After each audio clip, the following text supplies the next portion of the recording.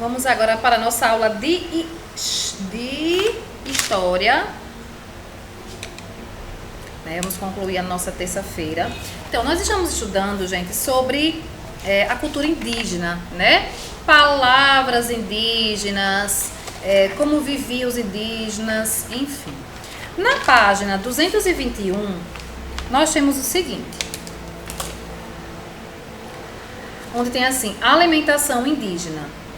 Os povos indígenas dedicam grande parte de seu tempo a produzir ou obter os seus alimentos, né? Lembram que o que eu disse a vocês, ainda hoje existem tribos indígenas e eles vão em busca do seu próprio alimento. Ainda hoje eles plantam o seu próprio alimento para poder colher. Além de pescar e criar animais, eles coletam frutos na floresta e plantam em suas roças diversos tipos de alimentos, como a mandioca, o milho, o amendoim, a batata, entre outros, né? Então, esses alimentos aí, eles ainda hoje vivem dessa forma, viu? Continuando aí, tem assim, o brinquedo que vem do milho. Que tipo de brinquedo é esse?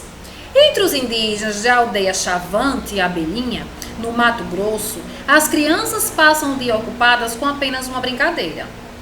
Elas precisam buscar as palhas secas nas roças de milho para construir seu brinquedo.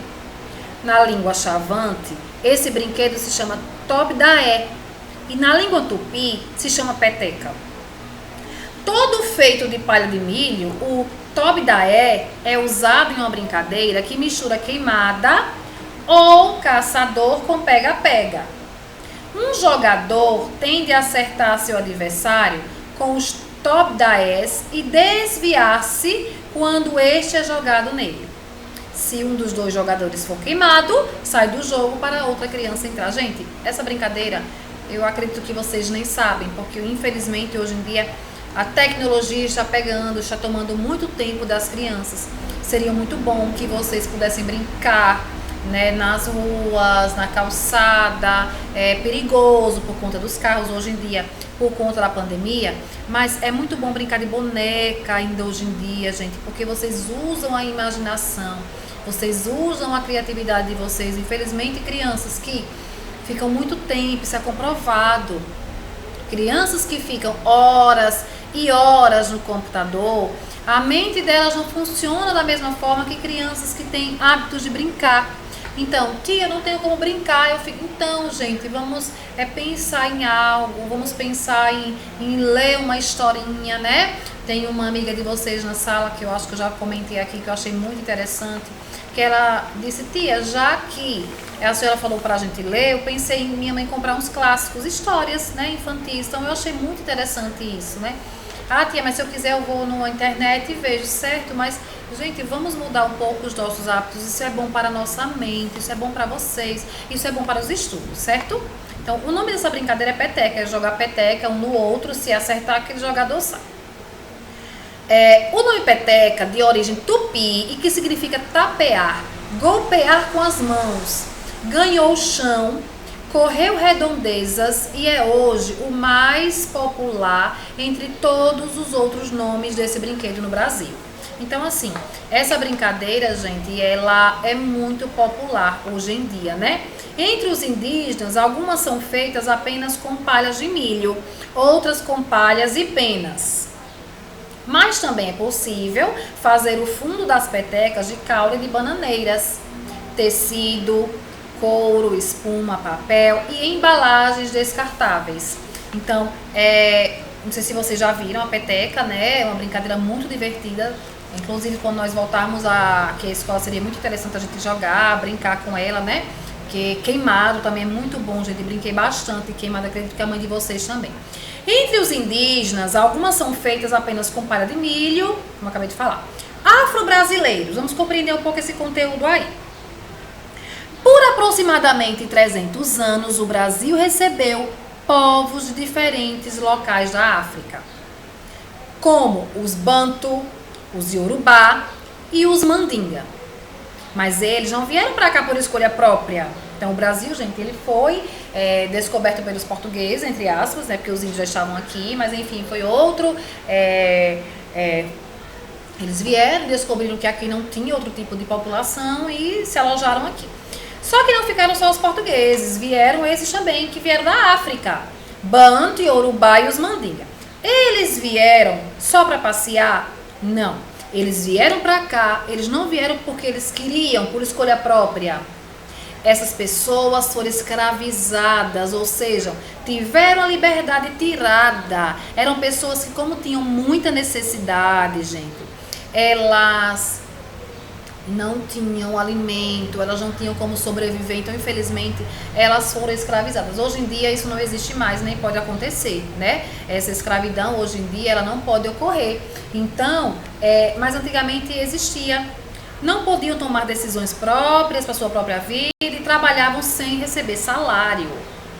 Foram trazidas à força para trabalharem como escravizados em plantação de cana-de-açúcar e mais tarde nas minas de ouro, nas cidades e nas lavouras de café. Então, infelizmente, essas pessoas sofreram bastante, até quando chegou uma princesa maravilhosa que não vou contar.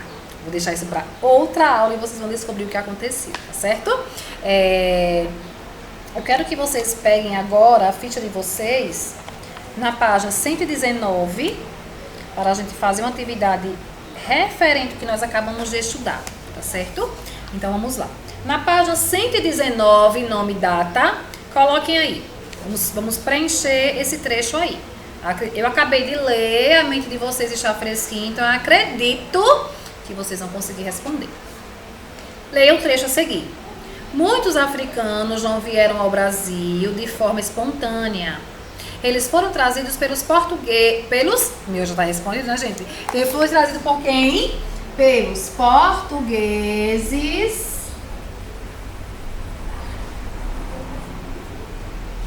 Como? Eles eram trazidos como portugueses como o quê? Como pessoas normais que poderiam fazer o que queriam?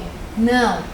Como escravos para trabalharem inicialmente nas plantações de quê? Cana de açúcar. Pronto, façam aí. Marque com um X a alternativa que preenche corretamente o trecho acima. No lugar de escravos é escravizados, né, gente? Pronto, vamos lá. Escravizados. Que é a mesma coisa, mas vamos colocar como o livro colocou lá abaixo. Então, marque a alternativa. Qual foi a alternativa que ficou a sequência? Portugueses, escravizados e cana-de-açúcar. Marca a terceira alternativa aí, né? No número 2, a pergunta é: o que você entende por escravizado? E aí, gente? O que é uma pessoa escrava? É o quê? Vamos resumir. É uma pessoa, e até eu acabei de ler, né? É uma pessoa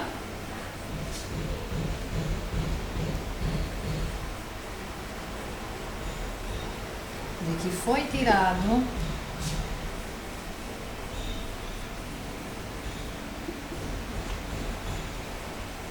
o seu direito à liberdade.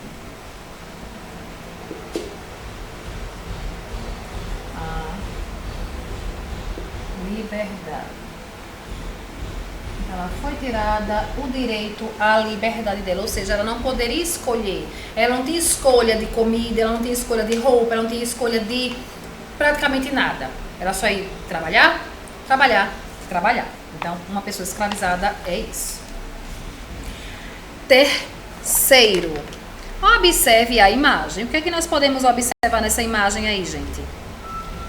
Pessoas brincando, pessoas se divertindo, pessoas passeando, pessoas em shopping. O que é que nós podemos observar nessa imagem? Que são pessoas o quê? Que estão trabalhando. E vocês acham que elas estão trabalhando onde? Em uma mina de ouro, em uma cidade ou em uma plantação de cana-de-açúcar? E aí?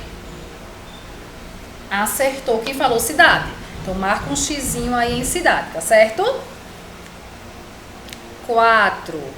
Qual foi a estratégia utilizada pelos africanos escravizados para praticarem suas crenças que eram diferentes das dos portugueses. Então, assim, gente, vejam só. Os escravos, eles não podiam nem seguir as crenças deles, porque nós sabemos que cada pessoa tem sua religião e nós temos que respeitar, né, gente? Eu não posso dizer, a minha religião é melhor do que a sua. Quem foi que falou? Deus disse isso. Deus disse amar as pessoas como a si mesmo, né? Tratar as pessoas todas iguais, né? Respeitar as pessoas independente da sua situação financeira. Deus, ele não pensa em dinheiro, Deus não pensa em religião, ele pensa naquelas pessoas que fazem o bem, aquelas pessoas que ajudam, aquele colega que vê o outro cair e ajuda a levantar, aquele colega que vê o outro que esqueceu algo de casa, hoje em dia não pode mais, mas antigamente, esqueceu um lápis de cor, a borracha caiu, ajudar, né? Porque Deus olha o nosso coração, não é nada isso aqui exterior, o que ele olha é o nosso coração, que infelizmente muitas pessoas só olham para o dinheiro, né? Mas quando muitos morrem, não levam o dinheiro, né? Então, qual foi a estratégia? O que foi que eles pensaram? Eles pensaram o seguinte: substituir o nome dele por o nome de um santo dele, gente. Ele dizia assim, eita, meu Deus, e agora?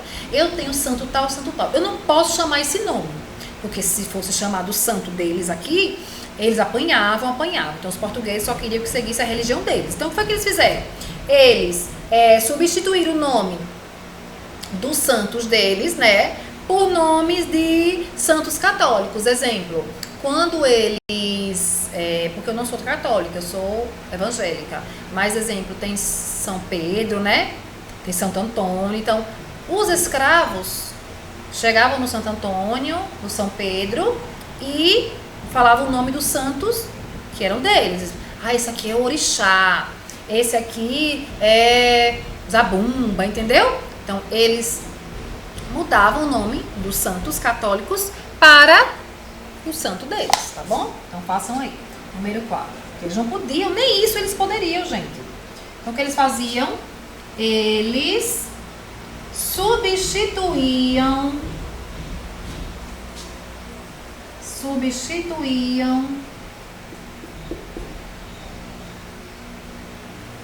os nomes. Pra ver daí? Tá, né? Os nomes de seus orixás, que eram os santos deles, pelos santos católicos. Então, eles chegavam, né? Via aquele santo, aí dizia, tudo bem, esse aqui é São Bento, mas pra mim é esse aqui. Mas só que eles não falavam em voz alta, porque não poderiam, né, chamar. Exemplo assim, gente, nós acreditamos em Deus, né? Nós, independente da religião, acreditamos em Deus. Então eles diziam, esse aqui é o Deus, certo? Mas na hora que eles iam fazer a reza deles, a oração deles, eles chamavam com outro nome, certo? Vamos para o número 5. Número 5 é uma interpretaçãozinha de texto que tem aí, para vocês fazerem. E eu vou deixar para a gente fazer a correção na próxima aula, certo? Façam aí a página 120 e na próxima aula eu faço a correção, tá bom? Um beijão.